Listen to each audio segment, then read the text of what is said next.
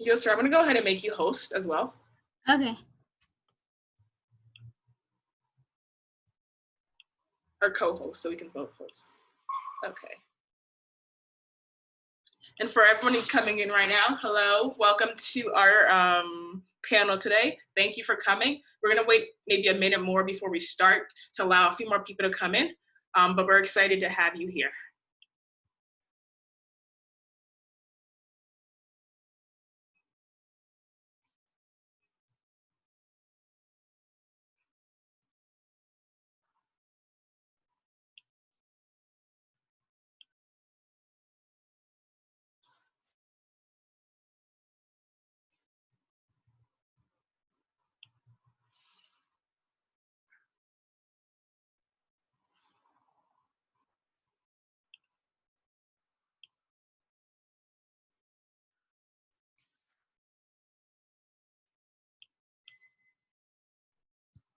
All right, you ready to go?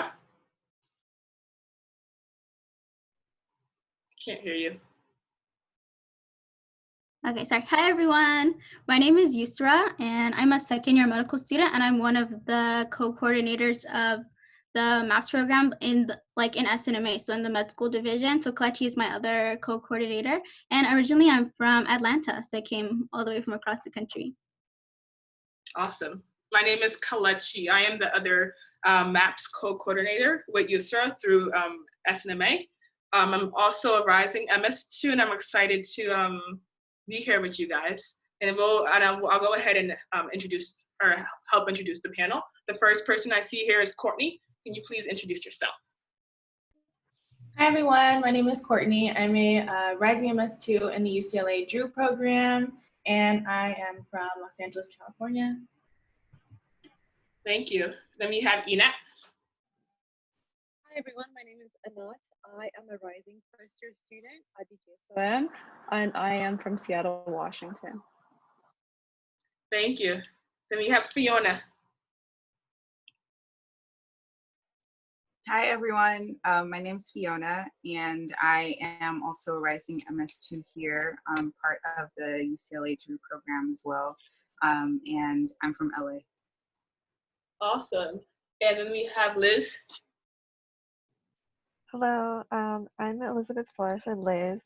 I'm also a rising second year in the Drew Prime program, and I'm from Long Beach, California.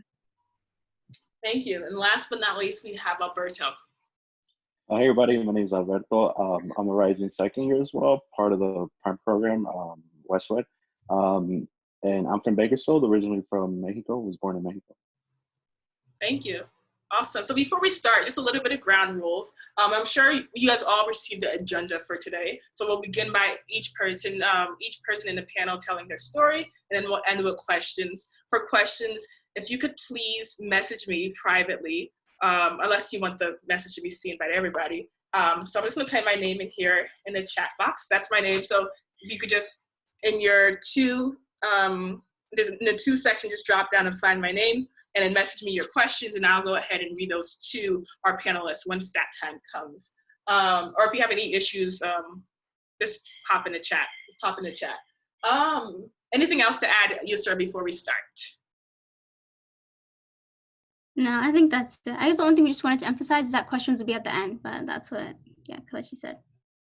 Awesome. Again, this panel series is entitled Obstacles We Have Overcome, where we talk about our obstacles in our journey to get into medicine. Because we know, like, most people don't have that straight path. They hit barriers, forks in the road, potholes, pitfalls, yield signs, whatever. So we want to know that it's okay. It happens. We're normal human beings. We're all human beings. We face challenges, but it's possible to overcome it. And even if you didn't overcome it, how we are addressing it. So again, thank you. Sit back and relax, and we'll start. Up first, we have Yusra in her story. So take it, Yusra. Okay, so I'm gonna tell you guys about how difficult I found it to gain clinical experience when I was a pre-med. So in my final year of undergrad, I was thinking about like, oh, what things that I need, like what things I would need to strengthen in order to have a strong application to med school. And at that time, like I realized like I was really lacking in clinical experience. And so I was like, I need to do something about that. So the first thing you think of when you try to think of like gaining clinical experience is shadowing a doctor. So I was like, okay. So the only doctor that I knew of was my personal pediatrician. And like I was going to an appointment with her in fall semester. So I was like, okay, let me just talk to her when I get there and ask her if I could shadow her. So I talked to her after the appointment and she told me that she wouldn't mind if I came to shadow, but it wasn't under her discretion to decide who could shadow. She said I had to talk to management and see like, because they're the ones who decide. So I did go to management after that and I talked to them and they ended up saying, unless your school, college, whatever it is, had a direct, explicit like relationship with the clinic, there was no way I could shadow. And my college like that I went to didn't have that relationship, so I couldn't do that. So I was like, okay, roadblock number one. So I decided to go to the pre-health office to ask them what I should do because there weren't any other doctors that I knew. And so I didn't go to UCLA, by the way, I went to a different undergrad, but I talked to her and her advice to me was, we can't really connect you with anyone. The only advice we give people is for them to start with their warm contacts and then move on to cold contacts. And I was like, what does that mean? And she said, warm contacts are people that you know. So like your like family, friends, and things like that. And then cold contacts, it's like you cold call people that you don't know. But she said it's definitely going to be more difficult to do it that way. And I was like, I literally just told you I don't know any doctors. I just talked to the one doctor that I knew. But I said, you know what? Okay. Finals were coming up after that. And so then it was going to be winter break. So I decided that during winter break, I would go to different doctors' offices, like in person, and ask them like if I could shadow to do the cold contact method.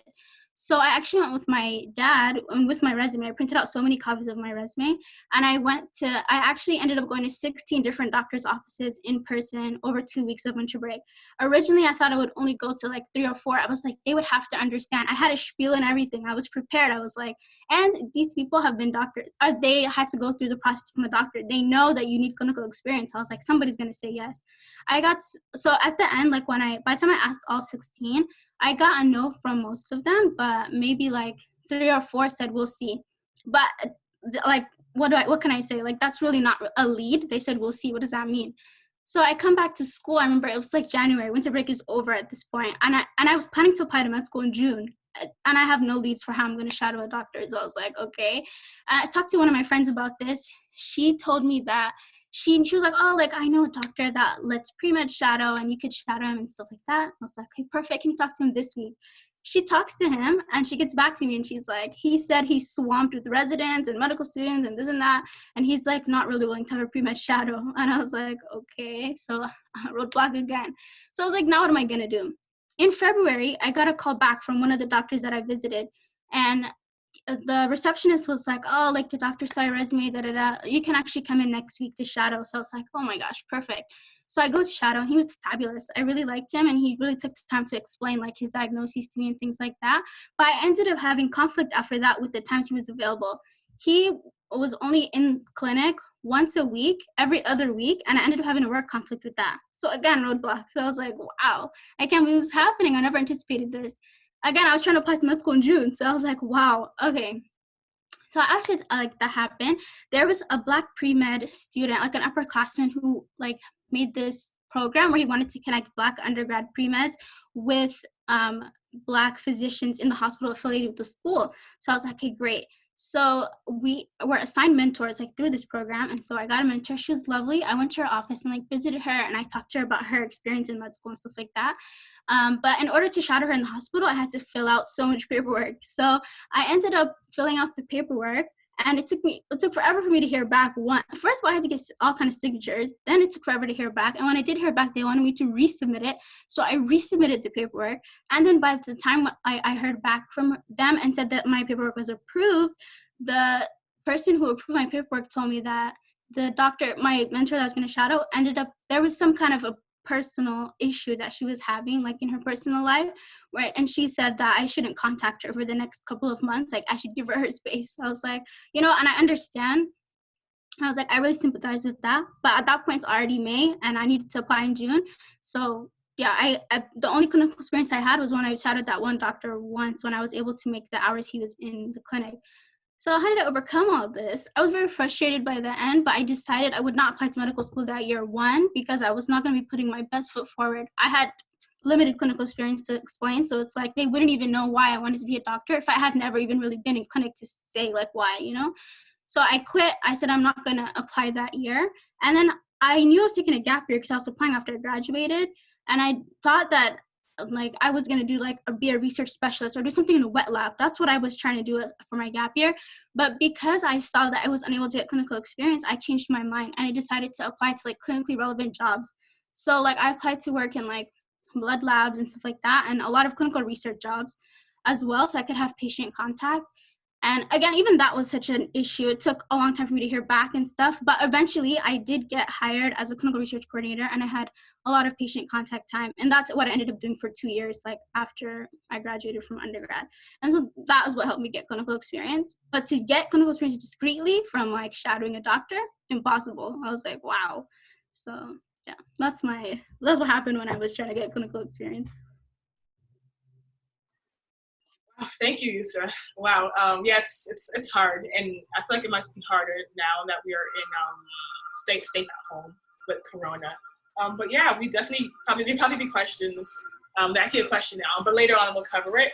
Up next, we have Alberto's story. So, Alberto, if you could please share. Hi everybody. Again, my name is Alberto. So when I was trying to like come up with a obstacle, I couldn't like really pinpoint, but I did have a theme. So I guess I'll talk about the theme. Um, and so first of all, for those that don't know, like I'm undocumented, and so like obviously like that's already like a big obstacle to try to do like and apply to like med school. And so I guess for me, like kind of like it's being undocumented, but it's also like I guess like the theme that I was like more like wanting to talk about is mental health, because when I was when I was a senior in college, I went to Berkeley. It was 2016, and this was around the time that Trump, I think, had just gotten elected, and so I was like having to deal with the politics of like I guess like having somebody like kind of that their whole like platform is based on hate and like just racism towards like so I had to deal with that. In addition, I had to still find a way to like apply to med school, and like so I wanted to apply right away, like right when I graduated and all of that. And when it ended up happening is being a first generation college student like I was myself. I didn't really have the resources. I kind of went through college, and I was involved with being like involved in orgs that were like pre-health and all of that, but I just didn't have kind of like that guidance on like how to apply and when to do it. So when I finally sat down to like look at all these things, it was kind of late, and so I decided to. The first thing that I could do was do the MCAT, work on the MCAT, because that's something that I hadn't done. So like it kind of just goes to show like my ignorance on the whole like application process and be like first generation like college student, college graduate. And so I think being first generation and having that pressure, like I'm the oldest in my family, having that pressure to kind of like move forward and try to like get ahead, and especially if you come from like a low income like poverty background, I think all those pressures kind of affected my mental health. And so like my last year I was taking a prep course for the MCAT. I was doing research. I was also taking summer courses at Berkeley to finish. So it was kind of like all these pressures, and on top of it, it was like I said, like the political like aspect of the times, and also like just the internal pressure of like like me having like wanting to do good for my own family, and that really affected my mental health. And I just kind of like crashed and burned. I got a sub 500 score on my MCAT, and so I kind of decided like that kind of like put me in a mindset, again, mental health, that maybe like being a doctor wasn't a thing for me to do. And like maybe like the MCAT was kind of like a predictor of like I guess like how smart I was or how like worthy I was of being a doctor. And so like I just put it off, and I just went into workforce. I worked for about a year, and I did like all kinds of things. I like worked at a public health department. I did some of my public health work. And then like I moved back to the Bay Area, but in that process of like being back in the workforce, I kind of like just made that conscious like decision of like, hey, you know what, like maybe med school is something that I would like want to do. Like it's something I've been passionate about. It was just that like one like roadblock, and so I decided to like retake the MCAT, and thankfully all went well.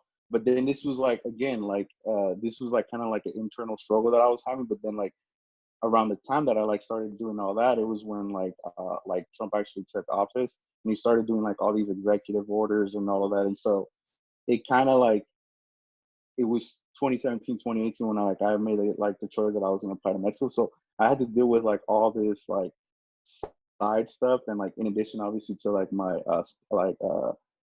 immigration status. And so I think like all of that like really like created like a really big roadblock for me, like, and like my mental health like really suffered throughout like my first time like trying to like do the MCAT and like pass the MCAT, and then the second time of like me like passing it and then also like applying to med school. So like my mental health was kind of like shot the like those both times. And so I guess like that's like the bigger arch that I like wanted to talk about, just kind of like how being like in an application cycle and like even beforehand when you're applying to med school, like you forget about your mental health because you have all these stressors of, you know, if you're first generation, if you're from the first in your family, you have all this like internal pressures, and you kind of like forget to take care of yourself, and like your, you know, like what's going on in your head. And like if you don't address that right away, it kind of, you know, like it kind of happens where like in my case, like I just crashed and burned, and like I did like just really bad. And so I guess like I would just recommend people really look out after like look out for their mental health, and really like try to control the things that that you can control, because that was the biggest takeaway. Like yeah, like you know, like Trump had all this rhetoric, and I had to deal with all of that, and like obviously like you know like certain things are like are out of my control. But I think like the cool thing was that like I try to focus on the things that I could control. One was like my mental health, and two was applying myself to like try to put myself in the best position to get to med school. And so that's like what I focused on, and that's kind of what I wanted to talk about. Thank you, Alberto, for especially for bringing up the topic of mental health, because I feel like oftentimes we focus on physical health because that's like what's most easily seen, but it's important to know that mental health, physical health, emotional health, spiritual health, all these types of health play a role, and we have to make sure that, you know, that all those parts are healthy. But yeah, thank you for your story. I guess we can continue on with Liz's story. So Liz, could you please share? Sure. Hi again, everyone. Sorry. So my story is also going to be about dealing with stress. So I went to undergrad at UC Irvine, and there you had to take pre-req classes in a series, and you had to take them at a specific time. Otherwise, you would have to wait a whole nother year to get them, and you couldn't move on. That led to my spring quarter of my first year. I had to take 22 units to not get a year behind. So halfway through this quarter, I started feeling very weak, lots of stomach pain. I was sad, and I just had a lot of stress. And this was also compounded on the stress of being first generation. I didn't have anyone to help me in this large school. I was away from home for the first time, and it is a lot of pressure to just go into a university setting, and then doing really good in high school, but then when you get to college, you don't do as well as you wanted to.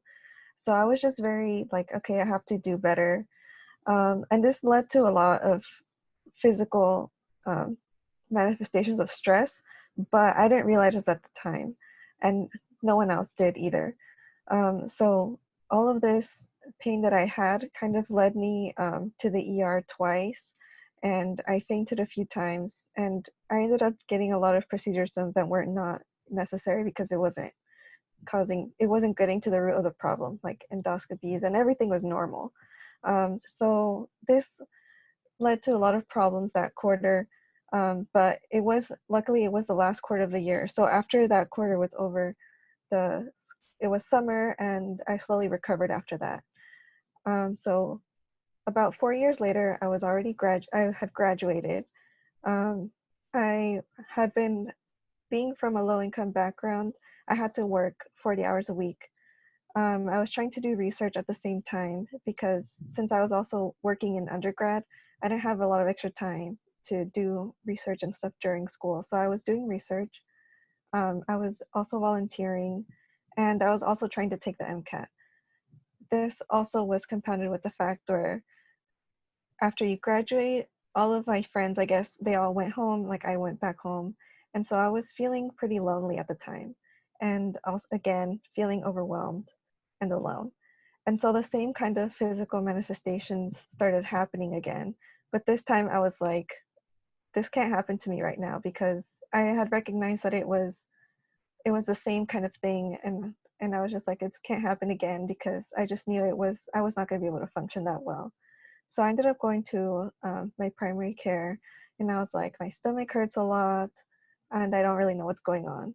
And so we kind of focused on that, and then my primary care doctor has known me for a very long time, and so he just knew that I was trying to apply to medical school, and so he just kind of asked me how it was going, and that's kind of where I just broke down. I cried, and I couldn't stop crying, and that's when it was finally caught that I was sad and stressed.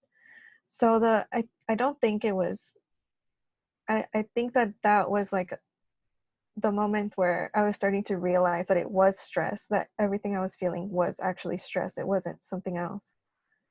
So the response to that was he gave me like a prescription and sent me off. And I kind of just, after that, I didn't know what to do. And again, my parents were very like worried, but they also didn't know what to do. My parents are from very humble backgrounds where they were worried about like having enough food or being able to stay in a place like without getting evicted. So they didn't understand how I could be depressed, and I also didn't understand it either because I had so much going for me.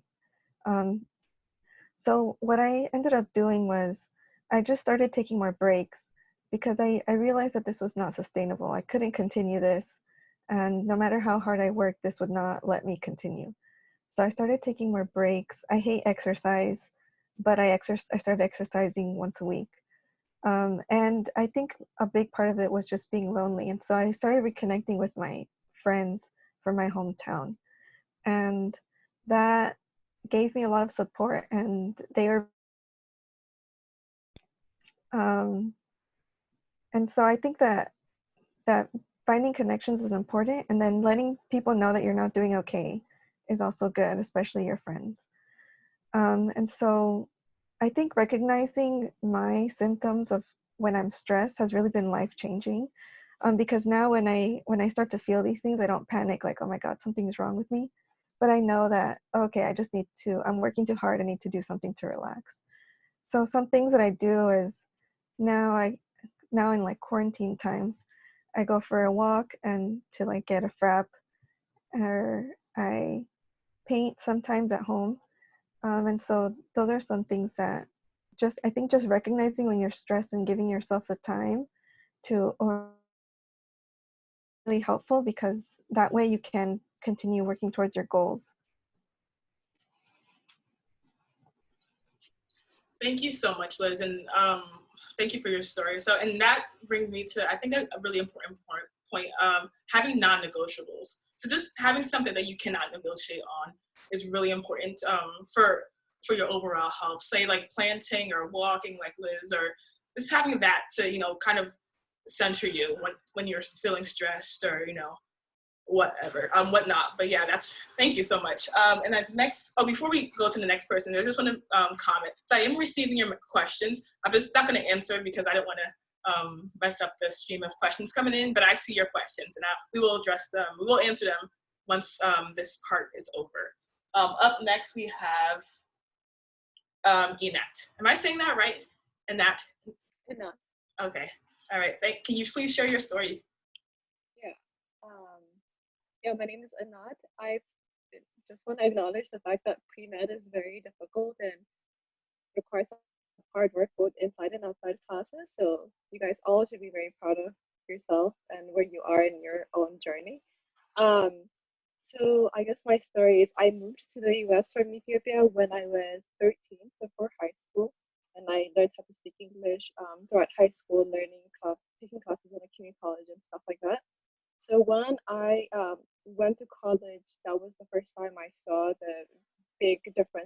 me and most of my classmates, especially when taking pre-med classes or like reading heavy courses. So something that would take like maybe an hour for someone would take me 3 hours to finish. So it took me a lot of time. And for undergrad, I went to Dartmouth. So in general, the people there definitely come from like more privileged backgrounds and are taking a lot of like these science classes. So sitting in classes and spending hours and hours to like understand something maybe simple for many but not for me, and like looking at our grades and the differences, and seeing if I felt like my hard work was not like translating into me improving quickly, that was definitely very discouraging. So on the academic side, um, but what kept me going is finding group of people who share like similar backgrounds. So finding other first gen pre-med or like people of color. There aren't many of us, but like finding the few and like sticking together, working together, going to office hours was like very helpful in slowly developing those skills. Also finding upper class mentors, people who have already done what I've gone through, or people who are initially getting into med schools, that was very encouraging, being able to see myself like in them and saying, okay, maybe like this hard work will pay off. But at the moment, it was like very discouraging. It did make me question if like this was a path for me. So yeah, so that's my story. But now looking back, like I can see like throughout this journey, of course, it requires a lot of hard work. But like now looking back, you see that you develop some like untestable skills like your work ethic or like perseverance. So even though you, like if you're working hard and you're not seeing improvements, don't like give up. And there are skills that are not tested in your classes that you know, you don't get an A or a B for, but you are developing those. So that's something important to think about. Yeah.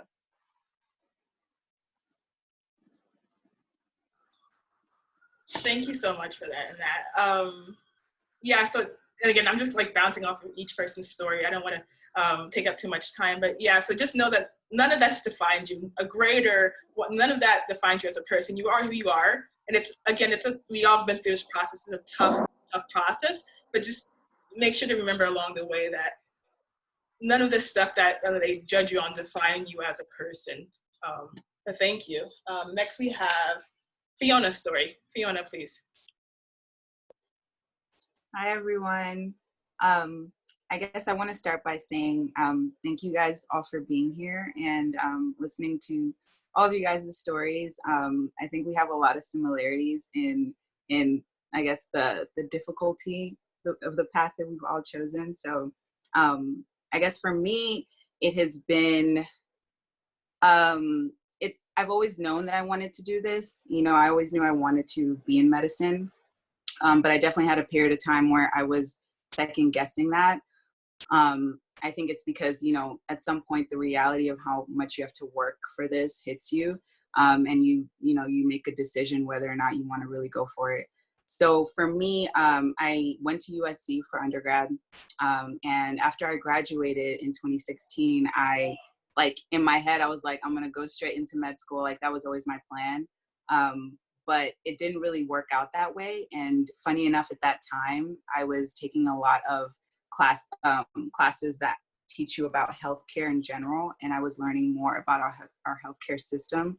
And the feeling of not wanting to be trapped as a doctor in the healthcare system was something that made me second guess whether or not I wanted to actually go into medicine. So I decided that I would do a master's program in global medicine since I am interested in global health and public health. So I did that for a year, and I told myself I was going to do that and then see like if I still had the passion, if I still had the drive, then I would go for it. And so that year after I graduated, I told myself I was going to take the MCAT. And so I like studied in the summer, but I really didn't study that much. And I was like, I need to like at least go there and see how it is, because I didn't cancel. I don't know what I was doing that summer, honestly. I was like, first summer, I get to like have fun. I wasn't really like aware, or I guess I didn't really register how difficult this is going to be. So then I took it and I did really terrible on it. And I was like, oh my God, like, do I really want to do this again? Or, you know, do I really want to go down this path? And so I just told myself, like, I'd do my master's program, and like, if I really still had the passion, I'd go for it again. So after that happened, I realized that I wanted to do medicine. And because there's so, like, it's so large that you can really go to any facet that interests you. You can really tailor your experience to that, and you can work in whatever field you want to. You can be any type of doctor in any type of field in any environment. And so that that journey really opened up like a whole new world of like possibilities for me. And so I told myself I was going to do this no matter what. And then so from there, I decided I would just get a job in something healthcare related.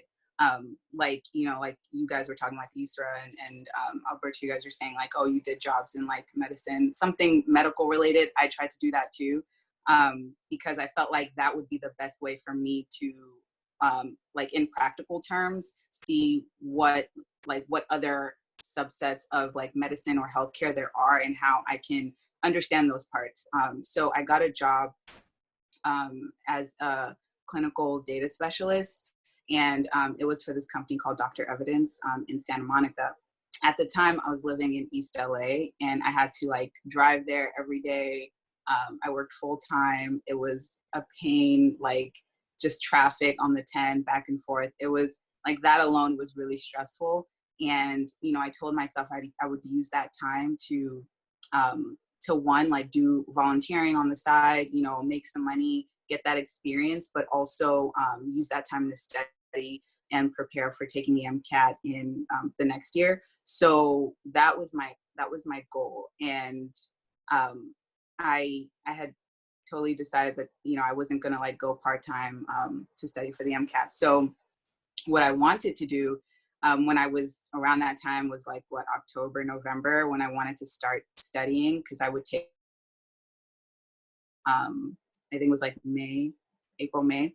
And so I asked my job if I could like take a leave of absence, like around that time, closer to my, my MCAT date. And I told them that, and they said that, no, sorry, you should be able to handle it. Like, you're work full time and study for the MCAT, and like, sorry, there's nothing we can do. And I think what made it the most difficult period for me was not that I couldn't do it, but it was that there were other people in my job, other colleagues. We were around the same age group. There were a lot of young people there, and a lot of us wanted to go into higher education. Many people wanted to go to med school and, you know, get their masters and stuff. So it was like there was a high turnover rate of people coming like a year, stay there a year or two, and then leave.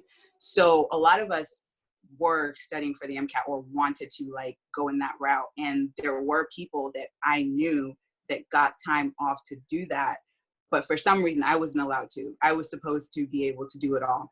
And, you know, that was really, really frustrating to deal with that, knowing that like I could not have the job because I needed it. At the same time, like, this was for my future, and this was way more important than, you know, the now.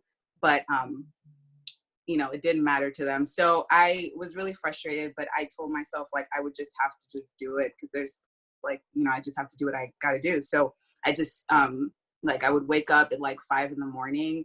I would like drive to work, like get to work right around 6, then get off around 3, go to the library, study till like 10 or like 11 or whatever. And then I'd go home, and that was just my life for like 3-4 months. And it was brutal, like all the driving, all the studying, like on top of the working. It was a lot. And I felt like me going through that process was really, I think, the hardest time I had in terms of trying to like get into med school. And that right there showed me like, I'm willing to do whatever it takes to get there. And I wouldn't have been able to get to that point or get through that point if it wasn't for like my family and my friends that would help, you know, support me, like bring me food, or just like listen to me like cry and complain about like how hard it is and all of that. Like, I really needed all that support, because I wouldn't have been able to keep going. You know, there's times where I had to like study for like all the way till like 1 or 2, and then I'm like, well, I have to go to work at 7, you know, if I want to get off early enough to study again. And of course I crashed. There was times where I crashed where I just like couldn't do anything for like a week, and then I, you know, that also makes you feel even more guilty because you're like, there's so much time I've wasted. But just all in all, like that for me was difficult, but I got through it. And I was able to take my MCAT, and I was able to like, you know, get into med school and do all that stuff. So it's, you know, just to say that there are a lot of like, there's always going to be a path that, you know, everybody has to take, and there's a lot of obstacles, but there's always going to be one that's just like, you know, it's going to take everything in you to get through that. But if you really, really want it, I believe you can do it. You know, you just need to have the drive and the motivation and the support of people around you. And yeah, you're going to get through it. That's it. Awesome. Awesome. Thank you, Fiona. And last but not least, we have Courtney. Courtney, why did I say it like that? It's Courtney. Okay, hi everyone. Like Kelechi said, I'm Courtney. And similar to Alberto, I couldn't think of a specific example, but I did have a theme. And I realized throughout my journey, I've always struggled with transition periods. I'm also first generation, like everything, like first person in my family to even think about wanting to be a doctor. And I knew graduating from high school that I wanted to be pre-med, but a lot of my friends I went to Johns Hopkins, so everybody there is pre-med.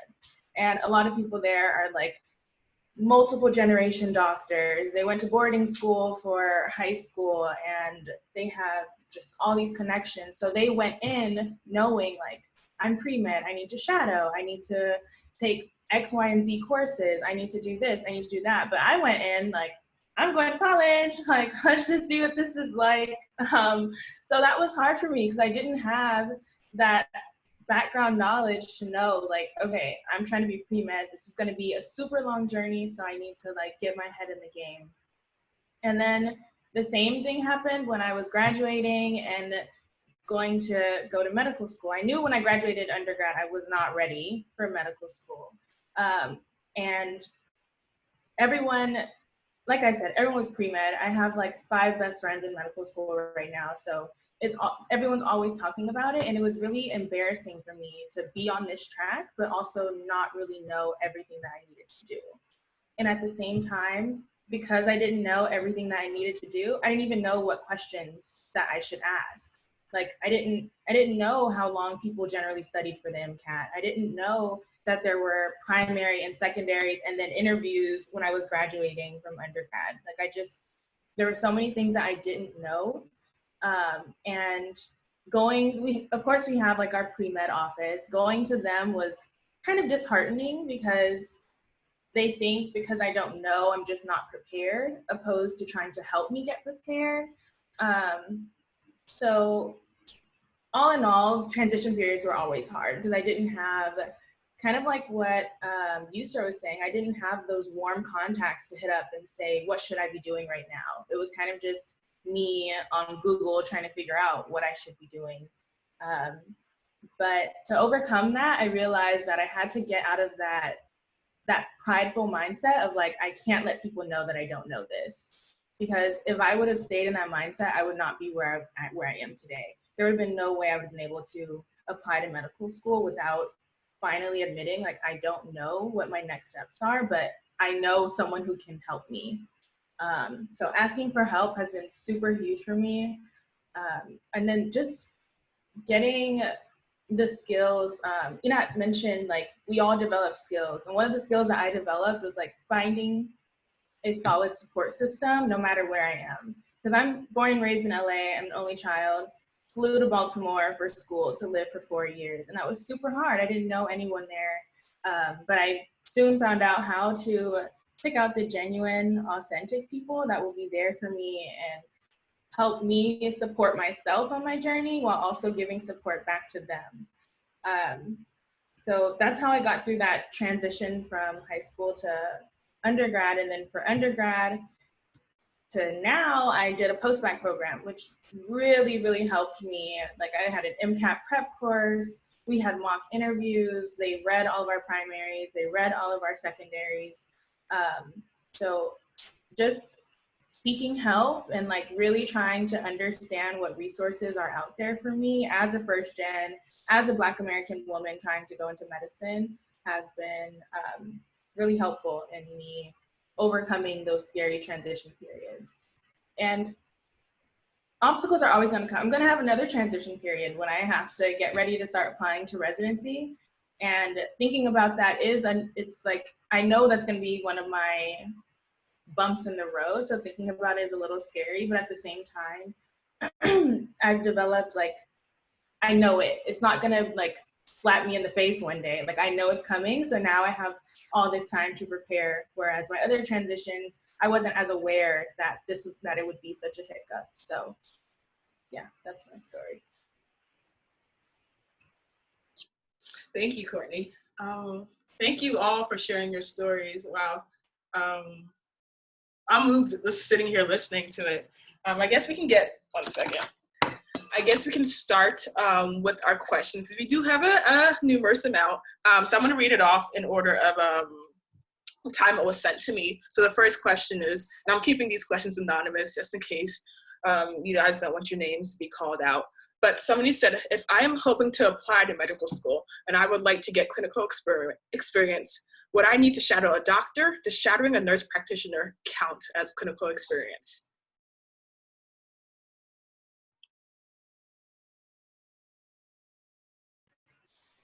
In my opinion, I would say it does count because you're still in that clinic setting and you're getting the exposure. And I think being in a clinic setting is more important than just the type of person that you're shadowing. You can shadow an NP, you can shadow a PA, and a lot of times NPs and PAs perform as physicians anyway. So I think it would still be a quality experience for you to put on there. And like, medical schools are not expecting you to like have all these, oh, I sat in on this surgery or like I sat in on this procedure, but you being there, I think as a shadowing experience is good enough. Just to add to that, I'm not sure. So I know my school, I was never pre-med, just full disclosure. I'm a pharmacy. I did pharmacy, so I'm a pharmacist, but I went to pharmacy school. So I kind of had to like Google my way to med school, honestly.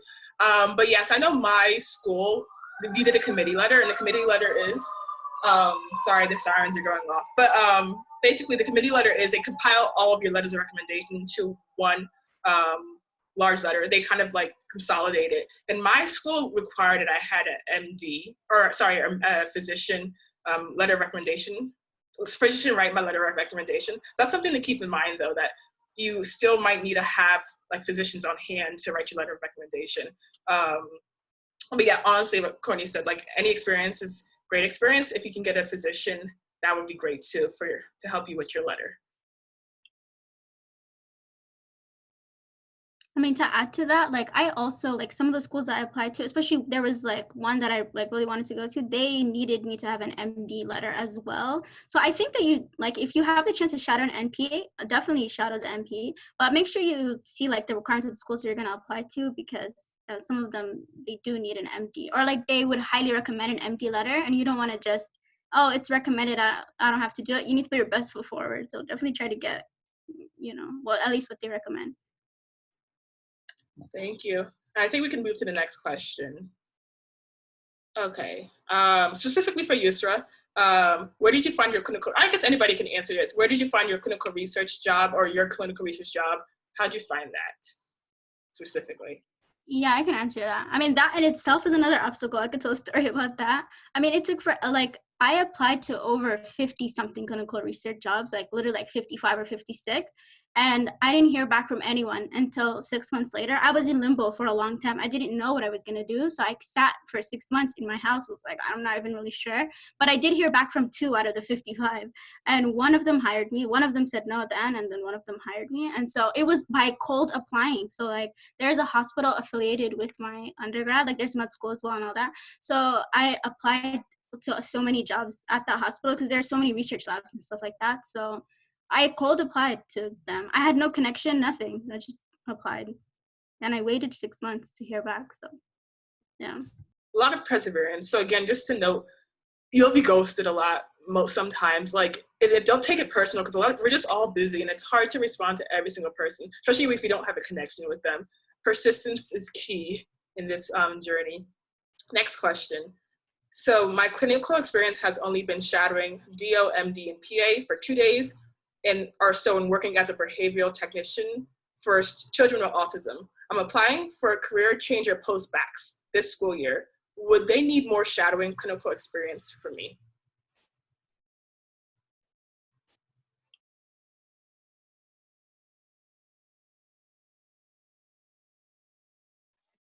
I can respond to this. So I just finished applying to med school this cycle, and most of the schools I applied to wanted to see about 40 hours of shadowing.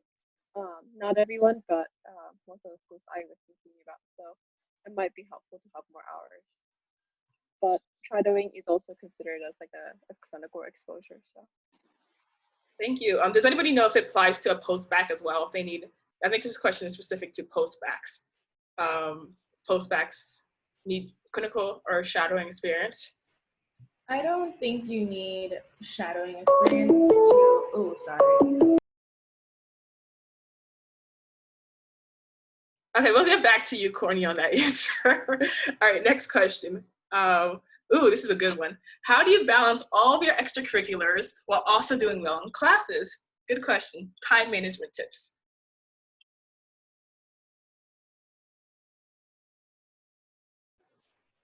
I think to balance everything, you just have to realize if you're able to handle what you're taking.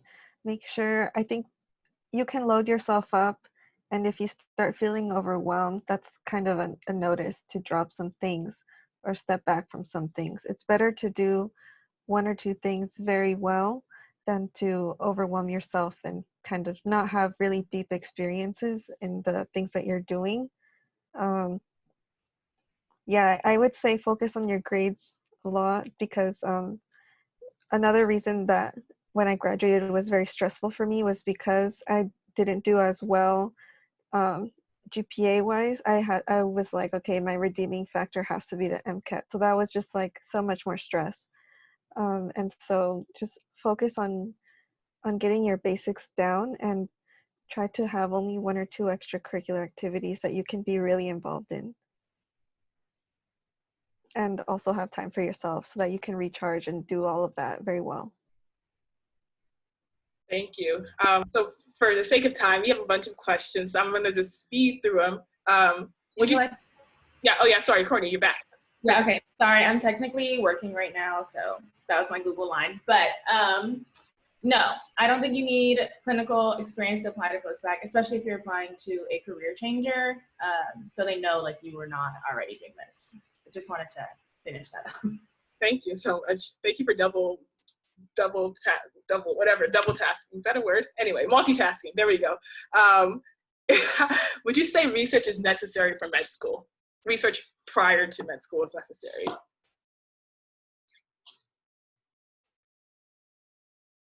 How many people did research here? I did. Yeah, I think so. I think it is. That it is necessary, but it doesn't have to be bench work science research. I did anthropology research, and that was enough to talk about.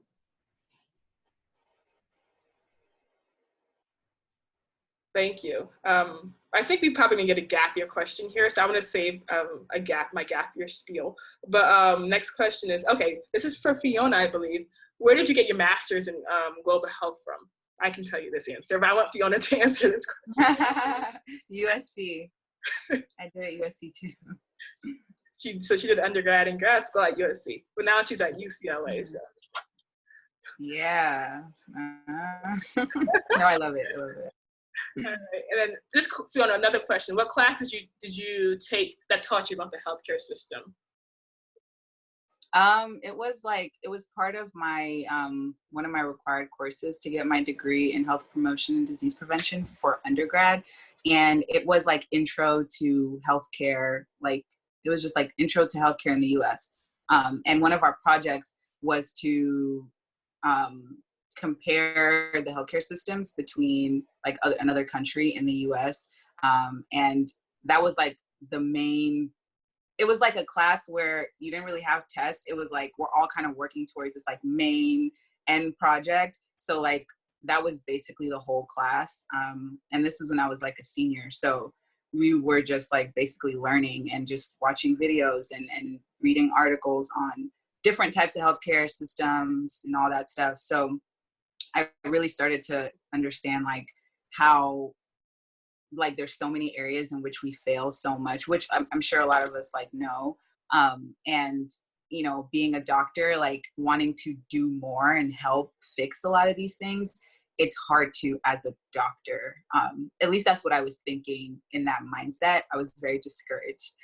But going into global medicine, I think showed me that there are a lot of ways in which you can actually be a bridge to increasing some of the deficits that we have here and making some improvements based on like knowledge that you learn from other countries and other systems.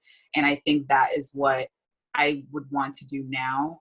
And also you can't save the world. So, you know, you kind of just got to take what you got. Like that's all you can do. Thank you, Fiona. All right, so a few questions regarding the application process. First, what is the usual time to submit the med school application? If you're going into, so what is the usual time, I guess, frame? Is that what the question is? Regardless of if you're taking a gap year or if you're going straight through, the time frame is the same, more or less. I don't know if anybody wants to elaborate on that.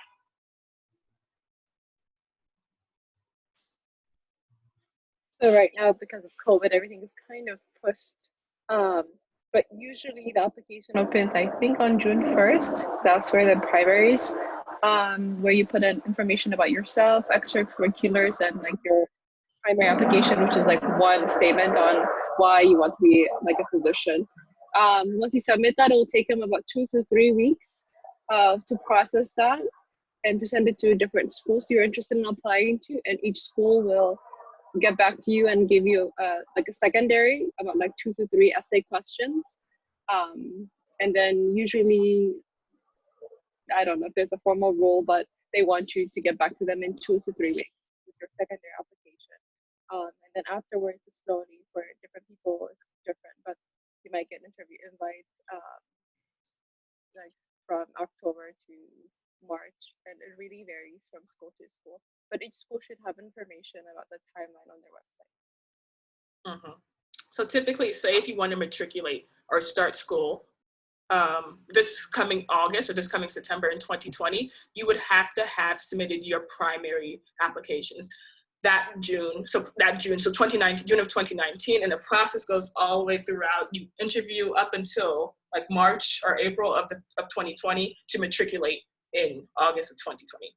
So it's like a year process to apply, but it takes a lot of work. So it's like a multi-year process. So how long before you apply med school should you take the MCAT?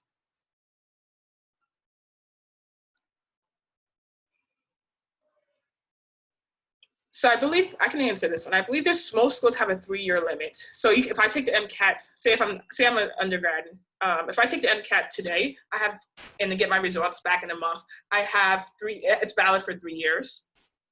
So basically 3 years from the time you take it. So I can have it up until 2023 to apply with those same MCAT scores. With regards of studying time for the MCAT, it varies from person to person. I think most people, correct me if I'm wrong, set aside about 3 months full time, maybe less, maybe more. If people do 6 months while doing other things as well, but it's definitely person dependent, and you don't want to rush taking the MCAT because that's a test you don't ever want to take twice, and it's a hefty test too. So definitely take some time with regards to studying for the MCAT. Just to put a note on that, I was working a full-time job and still kind of doing research on the side. So I spent about 2 years studying for the MCAT because I wasn't able to dedicate a full time to study for it.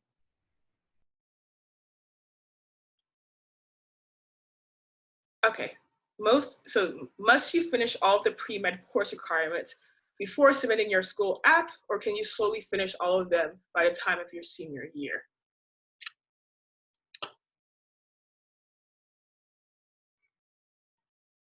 So I don't think. Oh, go for it. No, go for it. I was just gonna say, I don't think you have to have them all finished. You just have to have them like anticipated that you're gonna finish them like before you matriculate. So they'll have that on the application because you have to manually fill in each class like one by one from your transcript. And so as long as you're gonna finish it by like May of the next year, like it's okay. So you can apply without them. Yes, I have actually a story regarding this. So I know, so most schools, yeah, require to have the majority done, but like you sort of said, you can have a few little classes trickled in that you haven't finished. For me personally, when I was in pharmacy school, I only took 1 semester of physics. So, and in most schools at that time required 2 semesters. So I ended up taking physics 2 the year prior, like the same year I started school. So it was from January to March. So they accepted that course, like the year of. But again, a lot of schools are moving towards competency-based requirements. So you don't have to take a necessary class. It's more so did you, if you covered, like if some competencies are like science. So it doesn't tell you what classes you have to take, but you have to have a certain amount of credits for that class. But definitely it's school dependent. So look into the school before you make your decision. Hey, you guys, I have to get off soon. I just wanted to ask if there's like any other questions that I could answer or anything else anyone wants to say. The next question is for you, Fiona. What was a program that you worked for as a clinical data specialist in Santa Monica? It was called Dr. Evidence. Dr. Evidence. Thank you. Thank you so much, Fiona, for coming. Thank you guys for this. This is awesome. And if there's any other questions, like I could definitely answer. You can text me and I can answer them for you. I just have another meeting I have to get to, but it was nice seeing you guys. We miss you. I miss you, Fiona. We missed you. All right, take care. Bye. Bye. All right, let's see. Okay, this is a good one. Any advice for students who are lacking certain aspects in their application, volunteering, such as volunteering or clinical experience, especially with COVID-19 going around?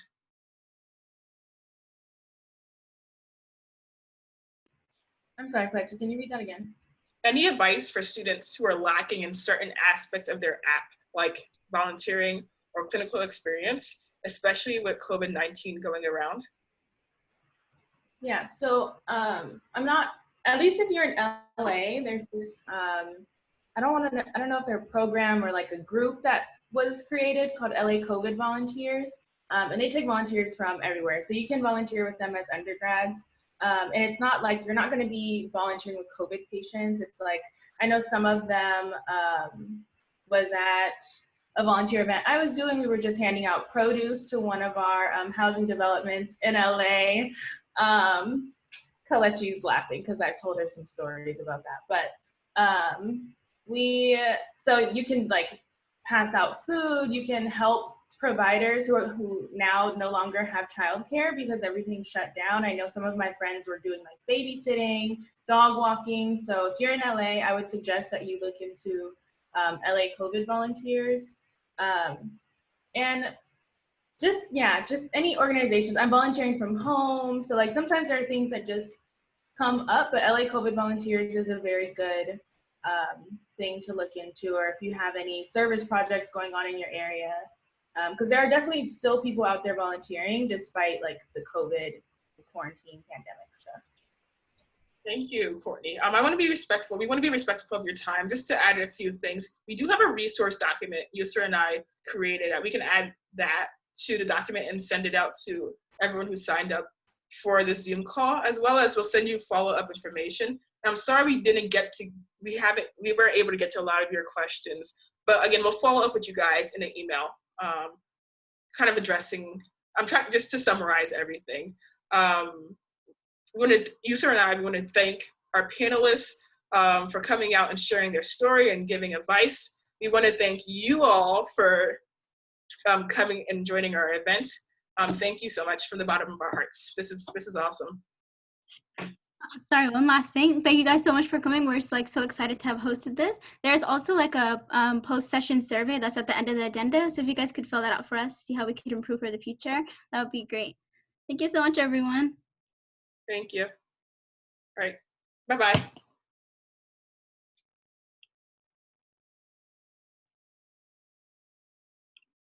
Actually, Yusra, can you stay on for, thank you.